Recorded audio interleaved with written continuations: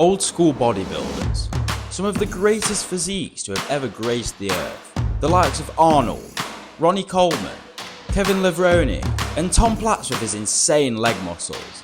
All these names, don't get me wrong, were on a shed load of steroids, but there's something about the training that they did that just made the physique stand out so much. Anyway, this is why you should train like an old school bodybuilder.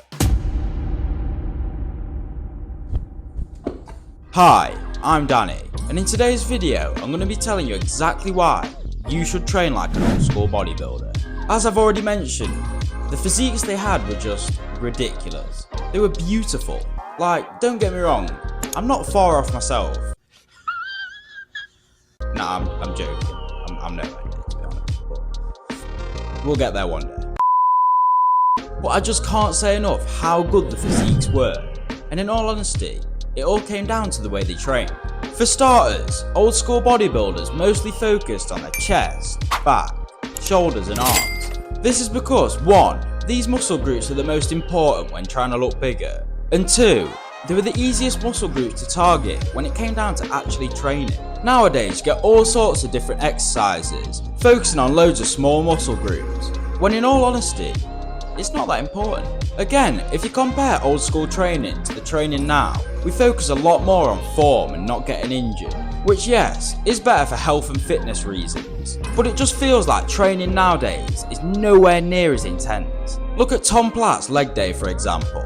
If you've never seen this before, the intensity of this session is absolutely ridiculous. He basically trains till beyond failure to get the maximum growth out. This is something I do try to do myself as well, as you can feel the burn so much more and it builds muscles so much quicker. And it is just all around way more beneficial for muscle growth. You get people nowadays stopping when they've still got another good 3 reps in them, and it's just, I don't know, it doesn't seem right. Back then, they also used to do a greater number of exercises for each session. For example, the top bodybuilders would normally do up to 5 sets for each exercise, and 4 to 5 exercises for each muscle group, meaning they would do a total of 20 to 25 sets for each body part. Again, compare that to now, it's just not something that we do. Now don't get me wrong, I know a lot of the people nowadays don't want to be as big as these bodybuilders and don't need to train this much, but I'm not gonna lie, it's not very common for a lot of the bodybuilders nowadays to train this way, and overall, it's just not as good in my opinion. In all honesty though, yes, the physiques nowadays are still absolutely brilliant. They're a lot more defined than the ones back then, and a lot of people would say they look more aesthetic to be honest, but in my opinion, I don't think they look as good, and I personally prefer to train the old school way.